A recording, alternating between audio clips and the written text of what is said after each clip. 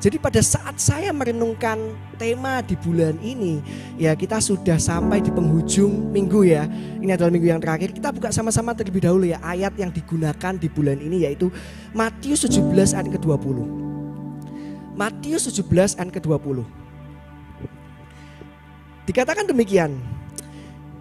Ia berkata kepada mereka, karena kamu kurang percaya, sebab aku berkata kepadamu, sesungguhnya sekiranya kamu mempunyai iman sebesar biji sesawi saja, kamu dapat berkata kepada gunung ini, pindah dari tempat ini ke sana, maka gunung ini akan pindah dan tidak akan ada yang mustahil bagimu. Ya, jadi saya paling suka nih kalau saya membahas atau berbicara atau sharing tentang iman ya. Bukan ngomongin kok iman ya, tapi kita sama-sama membahas iman yang benar-benar iman pada pagi hari ini. Kenapa? Karena kita percaya bahwa kehidupan kita setiap harinya tidak akan pernah terlepas dari yang namanya iman percaya kita. Amin.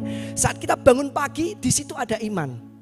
Saat kita mungkin mulai mengawali perjalanan kita, mungkin kita mau pergi ke kantor ataupun kemana, di situ kita mengimani bahwa kita akan sampai kepada tempat itu dengan selamat. Ya, jadi di ayat ini mengatakan ya, saat saya merenungkan tentang tema upgrade our faith, ketika saya membaca satu ayat ini ya, saya mendapatkan sesuatu yang luar biasa. Bahwa ternyata ketika Tuhan berbicara seperti ini, iman itu bukan tergantung dari sebuah ukuran besar kecilnya. Kenapa? Karena apa yang terlihat kecil di mata manusia, ternyata itu berharga di mata Allah dan Dia memerhatikannya. Bayangin aja, minggu lalu saya share tentang biji sesawi untuk anak-anak youth. Ya, kalau dulu saya taunya itu, ini mungkin saya aja ya, biji sesawi itu saya kira itu sayur sawi ya, ternyata bukan. Ya, biji sesawi kalau kita lihat itu adalah mustard seed, atau yang mana biji itu mungkin berukurannya cuma 1-2 mm. Dan ternyata powerful sekali kekuatan dari biji sesawi ini saat dia ditanam, dia bisa menjadi sebuah pohon yang besar. Ya, jadi maksudnya gimana di sini? Ternyata apa yang terlihat kecil di mata manusia, Tuhan Yesus itu melihat dan memperhatikannya. Ya, jadi upgrade our faith, saat saya berpikir tentang Tuhan, terus kalau saya harus memperbarui iman saya, kalau saya harus meningkatkan iman saya harus meningkatkan iman saya seperti apa? Ayat ini berbicara, naikkanlah imanmu seukuran biji sesawi. Upgrade our faith to a size of mustard seed. Kenapa? Karena bagi Tuhan ini cukup. Oleh karena bukan Tuhan yang memindahkan, bukan kita memindahkan gunungnya, tetapi Tuhan yang memindahkan gunungnya. Amin. Jadi saat kita percaya penuh kepada Tuhan, kita menaikkan kapasitas atau level iman kita sebesar biji sesawi aja. Di situ kita percaya bahwa setiap pergumulan dan tantangan kehidupan kita bisa terselesaikan. Kenapa? Karena bukan kita yang menyelesaikannya, tapi Tuhan. Amin. Bukan kita yang memindahkan gunungnya, tetapi Tuhan. Amin. Nah, pada pagi hari ini saya ingin menyampaikan sharing firman Tuhan ya, upgrade our faith. Judul sharing firman Tuhan yang akan saya sampaikan pada pagi hari ini adalah Faith Foundation, atau pondasi iman, atau landasan iman. Ya, di Ibrani 11 ayat yang pertama. Ibrani 11 ayat yang pertama dikatakan demikian. Ya, ini ayat favorit saya ya. Saya percaya juga ini menjadi ayat favorit jemaat, salah satu ayat favorit dari jemaat sekalian ya. Ibrani 11 ayat yang pertama dikatakan, iman adalah dasar dari segala sesuatu yang kita harapkan dan bukti dari segala sesuatu yang tidak kita lihat. Saat saya merenungkan ayat ini ya, saat saya mempersiapkan tema Faith Foundation ini, apa sih pentingnya sebuah dasar itu sehingga dikatakan di dalam ayat ini bahwa imanlah yang seharusnya menjadi dasar dari setiap kehidupan kita. Karena saat kita memiliki dasar atau pondasi yang kuat, maka kehidupan kita akan menjadi kehidupan yang berkualitas. Sebab kualitas sebuah bangunan itu juga ditentukan dari sebagaimana dan seberapa kuat dasar atau pondasi yang dibangun. Oleh sebab itu betapa pentingnya kita untuk selalu menguatkan iman percaya kita. Kita harus selalu memperbarui iman kita. Kenapa? Karena disinilah kehidupan kita seharusnya dibangun ya, di atas dasar iman. Saya ingin mengatakan pada pagi hari ini ya, bahwa kehidupan yang dibangun atas dasar iman membawa kita kepada pengharapan dan penggenapan. Amin. Kehidupan yang dibangun atas dasar iman akan membawa kita kepada pengharapan dan penggenapan. Kita akan melihat segala sesuatu yang mungkin tidak pernah kita pikirkan sebelumnya. Kita akan melihat segala sesuatu yang tidak pernah kita lihat sebelumnya. Ada doa yang dijawab, ada pergumulan yang dijawab. Amin. Dasarnya apa sekali lagi? Yaitu iman percaya kita kepada Tuhan Yesus Kristus. Nah, saya suka dengan apa yang disampaikan Koiman ya. Beberapa waktu yang lalu bahwa ketika kita berbicara tentang iman ya. Oh, ternyata iman itu adalah percaya yang spesifik. Maksudnya gimana? Percaya yang spesifik kepada Tuhan Yesus Kristus. Jadi bukan hanya sekedar percaya saja, tetapi percaya yang spesifik. Percaya akan kuasa Yesus Kristus. Ya, bukan hanya sekedar percaya, tapi benar-benar kita tahu bahwa ini kita gak akan bisa melakukan segala sesuatunya di luar Tuhan. Nah, ini percaya yang spesifik. Dan saya pagi hari ini mengatakan bahwa saat kita berbicara tentang iman, iman berarti kita mempercayakan kehidupan kita kepada Tuhan Yesus Kristus. Amin. Kita mempercayakan kehidupan kita kepada Tuhan Yesus Kristus. Kita berjalan bukan kita yang berjalan, melainkan kita berjalan oleh karena tuntunannya. Kita berjalan bukan karena kita berjalan sendiri, tapi karena kita percaya bahwa setiap langkah kita yang kita ambil ada arahan dan ada penyertaan Tuhan di situ. Amin. Nah, berbicara tentang faith foundation atau pondasi iman akan masuk kepada poin yang pertama nih. Apa sih pondasi iman itu agar kita bisa memiliki iman yang kuat dan iman yang diperbarui? Poin yang pertama dari faith foundation adalah ayo kita sama-sama percaya kepada Tuhan seutuhnya. Wow. Nah, pagi hari ini saya akan buka beberapa contoh di Alkitab ya, beberapa story di Alkitab ya. Kita akan lihat di situ ada banyak sekali tentang iman di situ ya. Kita akan buka sama-sama terlebih dahulu nanti ya. Percaya kepada Tuhan seutuhnya. Saat kita berbicara tentang upgrade our faith to a size of mustard seed. Saat kita berbicara kita memperbarui iman kita, kita meningkatkan kualitas iman kita sebesar ukuran biji sesawi. Ya, di situ berbicara tentang wholeness atau keutuhan. Biji itu adalah biji yang utuh. Nah, pagi hari ini saya ingin mengatakan bahwa percayalah kepada Tuhan seutuhnya. Bukan hanya pada saat kita butuh. Saya menyadari ya, saya juga mengkoreksi diri saya karena saya tidak pernah terlepas akan hal ini. Karena saya juga manusia, ya. Tapi pagi hari ini kita sama-sama belajar. Saat kita berbicara tentang faith foundation, kita harus percaya kepada Tuhan seutuhnya. Karena biji sesawi berbicara tentang keutuhan. Yuk kita lihat sama-sama di Markus 9 ayat 21 sampai dengan ke-24. Markus 9 ayat ke-21 sampai dengan ke-24. Semoga saya gak terlalu cepat ya pada pagi hari ini ya. Excited sekali kalau ngomongin tentang iman ini. Dikatakan demikian. Lalu Yesus bertanya kepada ayah anak itu. Sudah berapa lama ia mengalami ini? Jawabnya, sejak masa kecilnya. Dan seringkali roh itu menyeretnya ke dalam api ataupun ke dalam air untuk membinasakannya. Sebab itu, jika engkau dapat berbuat sesuatu, tolonglah kami dan kasihanilah kami. Jawab Yesus, katamu jika engkau dapat.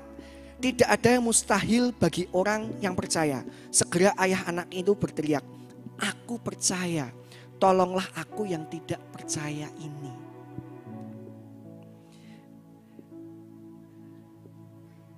Berapa di antara kita yang pernah berada di dalam posisi sang ayah ini?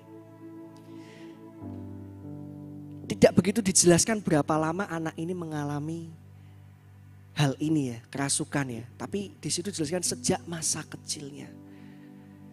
Dan berapa di antara kita yang pernah mengalami posisi seperti ayah ini? Saat kita diperhadapkan terhadap keraguan, kemustahilan di dalam pergumulan, sehingga kadangkala kita menjadi ragu terhadap kuasa Tuhan. Pagi hari ini saya ingin mengatakan bahwa iman bukan berarti tidak ada keraguan, jemaat sekalian. Tetapi iman mengatasi segala keraguan. Saat saya merenungkan firman ini ya, sang ayah ini berkata bahwa jika engkau dapat. Saya melihat bahwa ada satu keputusasaan, ada satu kefrustasian di sini. Ya, dan saya percaya bahwa kita pernah berada pada posisi ini. Dan apa yang terjadi? Ayah ini berkata bahwa aku percaya Tuhan. Aku percaya. Tolonglah aku yang tidak percaya ini. Nah, pada hari ini saya ingin mengatakan pada jemaat semua, ayo kita sama-sama. Saat ini saat kita mengalami keraguan, kebimbangan dan apapun itu pergumulan yang kita sedang hadapi saat ini. Ya, mungkin kita diperhadapkan dalam satu kemustahilan. Kita percaya bahwa saat kita memutuskan untuk percaya kepada Tuhan, Dia bekerja. Amin. Berbicara tentang ini ya, sedikit kesaksian bahwa anak saya yang pertama ini adalah anak yang lahir dari kehamilan yang ketiga. Jadi kehamilan yang pertama dan yang kedua kami harus mengalami keguguran. Dan itu merupakan satu hal yang gak mudah. Itu satu hal yang sangat-sangat membuat saya sendiri secara pribadi merasa seperti imannya itu hampir patah.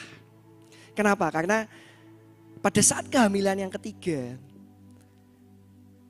kami diperhadapkan dengan hal yang sama. Kami diperhadapkan dalam situasi dan kondisi yang sama. Minggunya itu bisa sama. Jadi di kehamilan yang pertama dan yang kedua, usia kehamilan cuma 5 minggu, 6 minggu. Kemudian itu harus mengalami yang namanya keguguran. Dan kehamilan yang ketiga ini, saya sempat mengatakan kepada Pastor Iman pada waktu itu, waktu kami tahu bahwa istri saya itu mengandung, kemudian saya share, kemudian itu masih belum kejadian ya untuk untuk flag dan segala macam. Saya cuma mengatakan pada Pastor Iman bahwa gimana David, saya kalau bisa lewat 1 minggu ini saya bersyukur Karena kembali lagi itu yang saya alami. Itu yang kami alami selama 2 kali kehamilan. Dan ternyata benar di kehamilan yang ketiga sudah lewat 1 minggu saya berbicara seperti itu kejadian lagi jemaat sekalian. Ya, istri saya harus mengalami flag dan pada saat itu hati saya itu sudah Tuhan saya hancur Tuhan. Saya hanya berkata bahwa satu yang saya pegang bahwa bulu yang terkulai takkan dipatahkannya, dia akan jadikan indah. Jadi pada saat itu saya sudah sampai kepada fase dan momen yang seperti itu bahwa saya nggak akan terima, saya nggak akan kuat Tuhan kalau kehamilan ketiga ini kami harus mengalami keguguran lagi. Pengalamannya sama, minggunya sama, dan ternyata saya bersyukur bahwa anak saya boleh lahir. Di kehamilan ketiga ini anak saya boleh lahir dengan tidak kurang suatu apapun dan saya percaya bahwa di situ bukan saya, tapi Tuhan. Sometimes kita membuat pengalaman itu menjadi batasan akan iman kita. Ini yang gak boleh. Pengalaman kita ini kalau kita jadikan sebagai batasan iman kita, kita akan merasa kepada ini gak mungkin, ini gak bisa. Saya sudah 2 kali ngalamin ini, saya sudah 3 kali ngalamin ini, saya sudah 4 kali ngalamin ini gak mungkin bisa. Kembali lagi, ada orang yang berkata bahwa pengalaman adalah guru yang baik. Saya setuju ya, bahwa pengalaman akan bisa menjadikan kita menjadi orang-orang yang berhikmat. Oleh karena kita mengalami, kita belajar, di situ kita punya hikmat.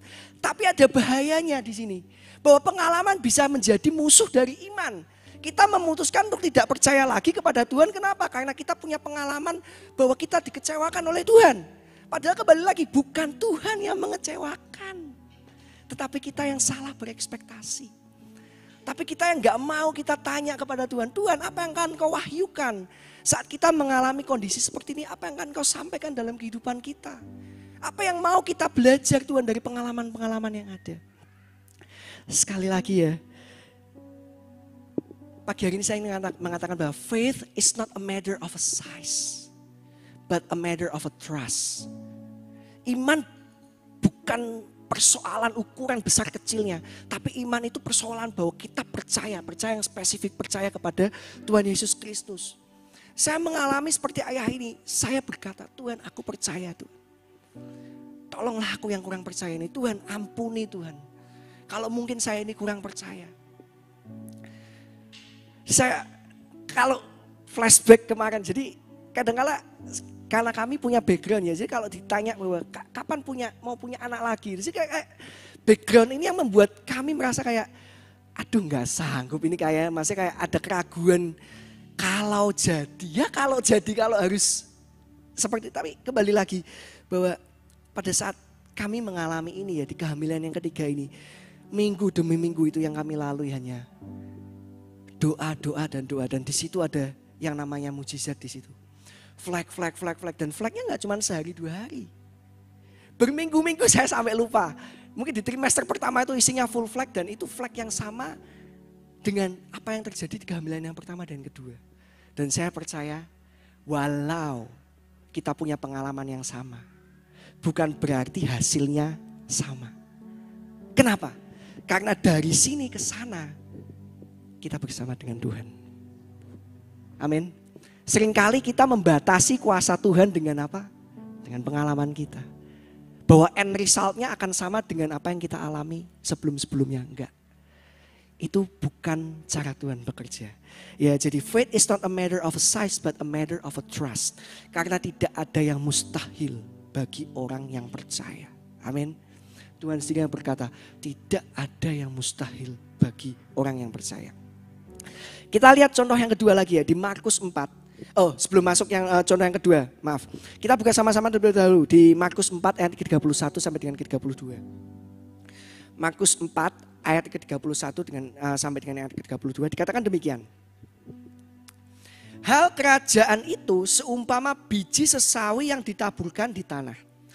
Memang biji itu yang paling kecil daripada segala jenis benih yang ada di bumi. Tetapi apabila ia ditaburkan, ia tumbuh dan menjadi lebih besar daripada segala sayuran yang lain dan mengeluarkan cabang-cabang yang besar sehingga burung-burung di udara dapat bersarang dalam naungannya. Saat kita berbicara tentang rasa percaya yang utuh, yang tadi saya sampaikan wholeness, keutuhan ya. Berarti kita percaya dan kita menanamkan rasa percaya itu kepada kehendak Tuhan. Enggak hanya sekedar percaya, Tuhan saya percaya Engkau mampu, tapi kita tetap melakukan apa yang menjadi ego kita, melakukan apa yang menjadi kehendak-kehendak kita. Ya, jadi saat kita berbicara dengan rasa percaya yang utuh, berarti kita percaya dan menanamkan rasa percaya itu kepada kehendak Tuhan. Kenapa? Karena kekuatan dari biji sesawi bukan terletak pada bijinya, tetapi di mana kita meletakkannya, tetapi di mana kita menanamkannya. Saat saya punya rasa percaya dan kemudian saya menanamkan rasa percaya ini kepada Tuhan. Tuhan biarlah kehendak-Mu yang terjadi. Di situ terjadi yang namanya apa? Keutuhan. Wholeness. Ya. Saat kita benar-benar tinggal di dalam rasa percaya itu. Enggak hanya sekedar percaya bahwa kita bisa punya financial breakthrough. Tapi kita benar-benar tinggal di dalam rasa percaya itu. Bahwa oke Tuhan, saya percaya kehendak-Mu yang terjadi dan saya mau tinggal di dalam rasa percaya ini. Ya, kita berjalan bersama dengan Tuhan. Ada wholeness dan ada keutuhan di dalam itu. Kita lihat contoh yang kedua ya di Matius 8 ayat ke-5 sampai dengan ke-13. Matius 8 ayat 5 sampai dengan ke-13. Kita nggak akan baca ini ya. Ini jadi kita nggak akan baca semua pasal ya. Tapi backgroundnya adalah jadi ada hamba dari seorang perwira ini yang mengalami sakit dan kemudian sang perwira ini datang kepada Tuhan untuk supaya hamba ini bisa disembuhkan. Kita baca dari 5 sampai yang ke-10 aja ya. Kemudian kita lanjut yang ke-13. Ketika Yesus masuk ke Kapernaum, datanglah seorang perwira mendapatkan dia dan memohon kepadanya. Tuan, hambaku terbaring di rumah karena sakit lumpuh dan ia sangat menderita. Yesus berkata kepadanya, aku akan datang menyembuhkannya. Tetapi jawab perwira itu kepadanya, Tuan, aku tidak layak menerima Tuan di dalam rumahku. Katakan saja sepatah kata, maka hambaku itu akan sembuh. Sebab aku sendiri seorang bawahan dan di bawahku ada pula prajurit. Jika aku berkata kepada salah seorang prajurit itu pergi, maka ia pergi. Dan kepada seorang lagi datang, maka ia datang. Ataupun kepada hambaku, kerjakanlah ini, maka ia mengerjakan. Setelah Yesus mendengar hal itu, heranlah ia dan berkata kepada mereka yang mengikutinya, aku berkata kepadamu, sesungguhnya iman sebesar ini tidak pernah aku jumpai pada seorang pun di antara orang Israel. Kemudian kita lanjut ayat ke-13 ya. Lalu Yesus berkata kepada perwira itu, pulanglah dan jadilah kepadamu seperti yang engkau percaya. Maka pada saat itu juga sembuhlah hambanya. Sang perwira ini menunjukkan kepercayaan yang luar biasa kepada Tuhan Yesus. Sang perwira ini percaya secara penuh dan utuh kepada Tuhan Yesus Kristus bahwa dia berkuasa dan dia sanggup. Sang perwira ini mau untuk tinggal di dalam kepercayaannya terhadap otoritasnya Tuhan. Sang perwira ini mengerti yang namanya otoritas. Dia percaya, dia memposisikannya, dia secara utuh dia percaya bahwa saya percaya bahwa dia ini adalah Tuhan dan dia ini adalah Raja. Pada saat dia berkata bahwa sembuh, maka dia pasti sembuh. Dua contoh tadi ya, sang ayah dan sang perwira ini. Walaupun ada perbedaan mungkin ya, yang mungkin sang ayah ini ada keraguan dan si sang perwira ini punya kepercayaan yang penuh ya. Tapi hasilnya sama. Persamanya adalah apa? Pada akhirnya dia sama-sama mempercayai bahwa Tuhan Yesus itu berkuasa dan Tuhan Yesus itu sanggup. Nah, bagaimana cara kita bisa menyukakan hati Tuhan? Sampai Tuhan terheran-heran dengan kita. Yaitu dengan kita punya iman yang utuh dan penuh kepada Tuhan Yesus Kristus. Kalau kita ingin membuat Tuhan terheran-heran akan kehidupan kita ya. Percayalah secara penuh dan utuh. Walaupun gak ada dasar lagi, gak ada alasan lagi mungkin untuk kita percaya. Walaupun saat ini kita mungkin sedang terbaring di rumah sakit atau dimanapun kita berada. Tapi saat kita benar-benar percaya kepada Tuhan secara utuh dan penuh. Wow. Kita akan menyukakan hati Tuhan di situ. Amin. Oleh karena sang perwira ini percaya kepada Tuhan Yesus bahwa hambanya sembuh. Maka hambanya sembuh. Bukan sebaliknya. Sang perwira ini tidak menjadi percaya kepada Tuhan oleh karena hambanya telah sembuh. Tetapi sang perwira ini percaya kepada Tuhan. Dan oleh karena sang perwira ini percaya, maka sang hamba ini sembuh. Jadi bukan sebaliknya. Mari kita sama-sama belajar. Jangan kita mendapatkan, Tuhan jawab dulu Tuhan baru aku percaya. Tuhan jawab dulu Tuhan baru saya percaya. Enggak. Yang Tuhan mau untuk kita lakukan adalah kita percaya terlebih dahulu. Walaupun saat ini kita masih menunggu jawaban doa dari Tuhan. Amin. Oke, lanjut poin yang kedua. Faith foundation. Wow.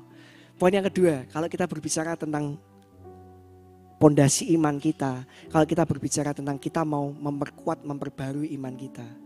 Poin yang kedua ini tidak kalah pentingnya, yaitu apa? Selalu ada ujian bagi iman kita. Nah, ini yang kita harus ketahui bahwa selalu ada ujian bagi iman kita. Berbicara tentang ujian iman ya, kita buka lagi ya di Kejadian 22 ya. Perikop yang berjudul kepercayaan Abraham diuji. Di sini ada sebuah contoh ketaatan yang luar biasa dari seorang Abraham kepada Allah ya. Selalu ada ujian bagi iman kita. Kita buka Kejadian 22 ayat 1 sampai dengan kedua. Kejadian 22 ayat 1 sampai dengan kedua. Dikatakan demikian. Setelah semuanya itu Allah mencoba Abraham. Ia berfirman kepadanya, Abraham. Lalu sautnya, ya Tuhan, firman-Nya, ambillah anakmu yang tunggal itu yang engkau kasihi, yakni Ishak. Pergilah ke tanah Moria dan persembahkanlah ia. Dan persembahkanlah dia di sana sebagai korban bakaran pada salah satu gunung yang akan kukatakan kepadamu. Apa yang dialami Abraham ini adalah ujian iman. Karena saya percaya Abraham begitu mengasihi Ishak. Yang merupakan anak yang dijanjikan Allah yang lahir pada masa tuanya. Jadi ini anak satu-satunya. Dan lahir pada masa tuanya. Masa enggak dikasihi? Tentu dong, sang Abraham ini pasti sangat mengasihi anak ini dengan luar biasa. Tetapi apa yang Abraham lakukan di situ? Dia tetap melakukan apa yang Tuhan minta. Dia tetap melakukan apa yang Tuhan mau. Pada saat saya merenungkan ini ya, bagaimana caranya Tuhan tahu bahwa kita akan tetap percaya dan setia kepada Tuhan saat Dia memberi banyak kepada kita. Bagaimana caranya Tuhan tahu? Yaitu saat kita mau untuk menyerahkan kembali satu saja pemberian Tuhan kepada kita sebagai bukti bahwa Tuhan, aku percaya kepadamu secara penuh. Saya pernah dengar beberapa kesaksian ya. Ada orang yang mungkin sedang mengalami kesulitan dalam kondisi finance ya. Kemudian dia mendapatkan berkat. Tapi ternyata di situ Tuhan panggil orang ini untuk memberikan berkat itu kepada orang lain. Gak mudah loh ini jemaat sekalian. Saat kita sedang mengalami kesulitan, kemudian kita merasa kita mendapatkan berkat dari Tuhan, kita terima, kemudian somehow ada dorongan di diri kita, ada dorongan di hati kita, rasanya kayak seperti, kok saya harus ngasih ini ya? Kok saya harus memberikan ini ke orang ya? Enggak bisa ini. Bagaimana saya bisa memberikan ini padahal seharusnya ini buat saya, tapi kok ada dorongan yang kuat untuk saya berikan ini. Saya percaya bahwa dorongan ini bukan sesuatu yang berasal dari kita. Tetapi saya percaya bahwa siapa tahu itu Tuhan yang suruh. Dan saat saya melihat hal ini, saya melihat kesaksian dari si orang ini. Saat dia melakukan ini, oke, sudah gak mikir lagi, kalau ini memang Tuhan yang suruh, dia berikanlah berkat itu. Dan apa yang terjadi setelahnya? Sang orang ini gak memikirkan, gak masalah lah meskipun nanti itu, tapi yang pasti saya sudah melakukan apa yang menjadi kehendak Tuhan. Beberapa hari setelahnya, sang orang ini benar-benar digantikan dengan berkat yang lebih daripada yang dia terima sebelumnya.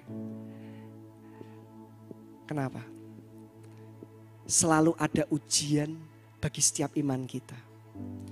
Dan saya ingin mengatakan, a faith that can be tested is a faith that can be trusted.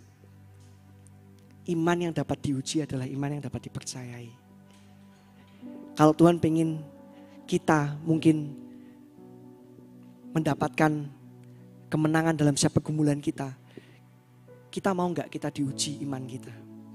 Karena iman yang diuji adalah iman yang dapat dipercayai. Kejadian 22 ayat ke-16 sampai dengan ke-17.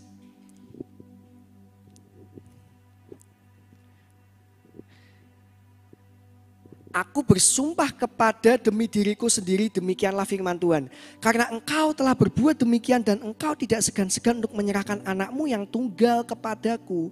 Maka aku akan memberkati engkau berlimpah-limpah dan membuat keturunanmu sangat banyak. Seperti bintang di langit dan seperti pasir di tepi laut. Dan keturunanmu itu akan menduduki kota-kota musuhnya. Wow.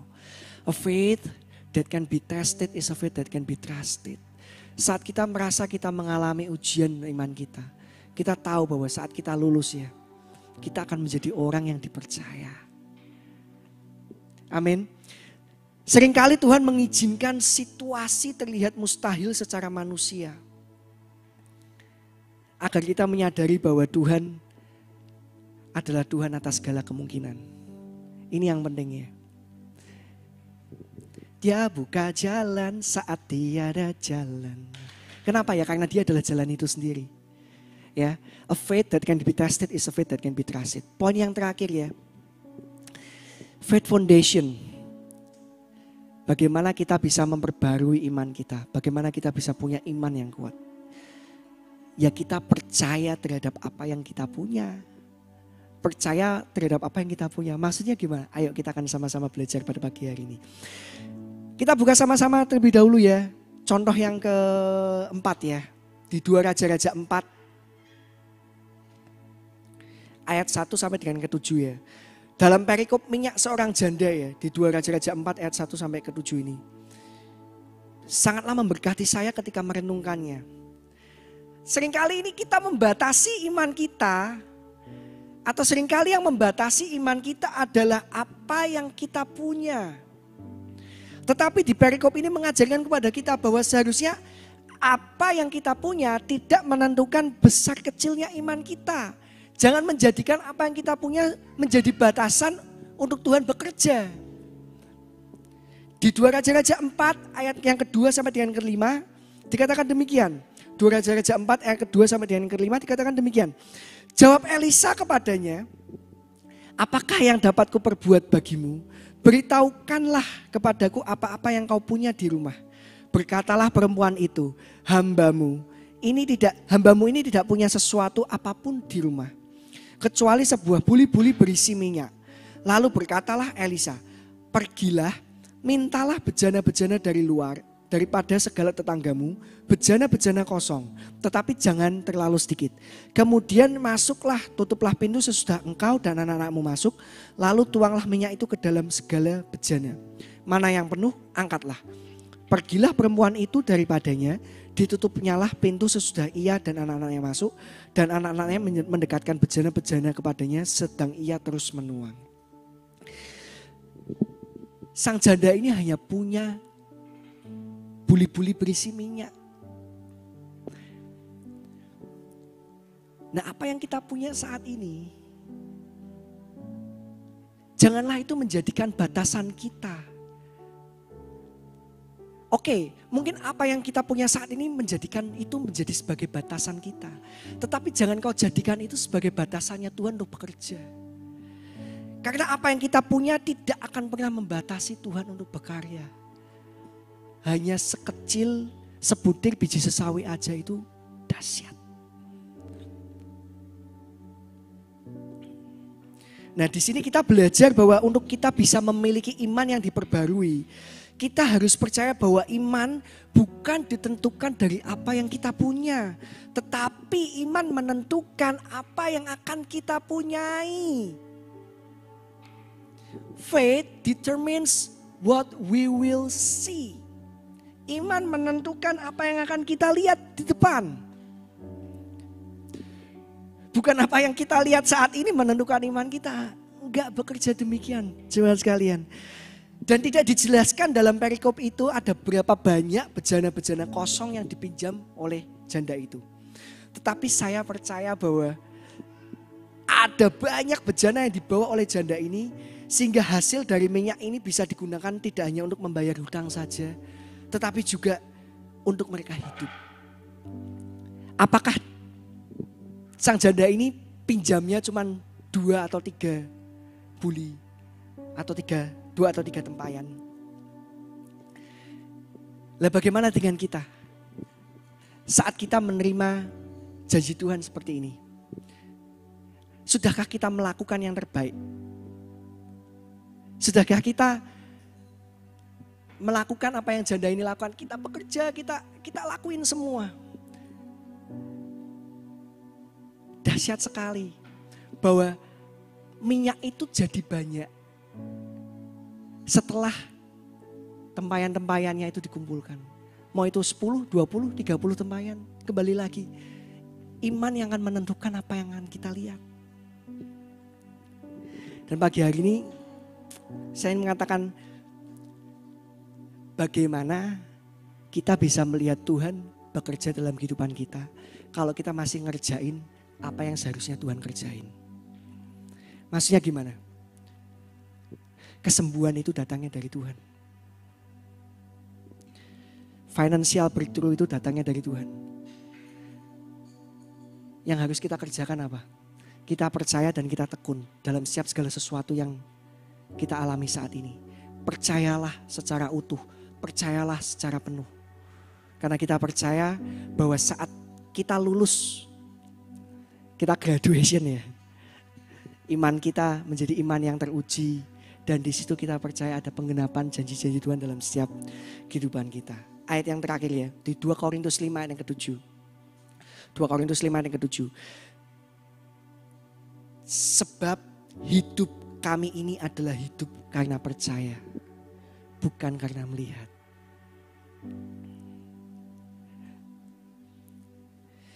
Apakah yang ada pada kita saat ini menjadikan batasan iman kita? Apakah pergumulan kita saat ini menjadikan batasan dari iman kita? Kalau kita ingin mengalami upgrade Tema tahun ini adalah upgrade. Kita mengalami upgrade. Dan di bulan ini kita secara spesifik kita berbicara tentang iman. Kalau apa yang kita punya masih menjadi batasan iman kita. Dan kalau setiap tantangan kita yang menjadikan kita terbatas. Pagi hari ini kita sama-sama belajar seperti seorang ayah tadi. Tuhan, aku percaya. Tolonglah aku yang tidak percaya ini. Dan kalau kita semua menginginkan ya, doa kita dijawab, pergumulan kita dimenangkan, hal-hal besar terjadi dalam setiap kehidupan kita. Cukup kita percaya bahwa apa yang kita punya itu cukup. Kenapa? Karena sebenarnya yang kita punya itu adalah Tuhan Yesus Kristus dalam kehidupan kita. Amin. Saat kita merasa bahwa aku punya Tuhan. Saya punya Tuhan. Maka semuanya itu cukup. Amin. Ya, mari kita masuk dalam doa ya. Saya undang Present Worship, tim Present Worship untuk maju ke depan.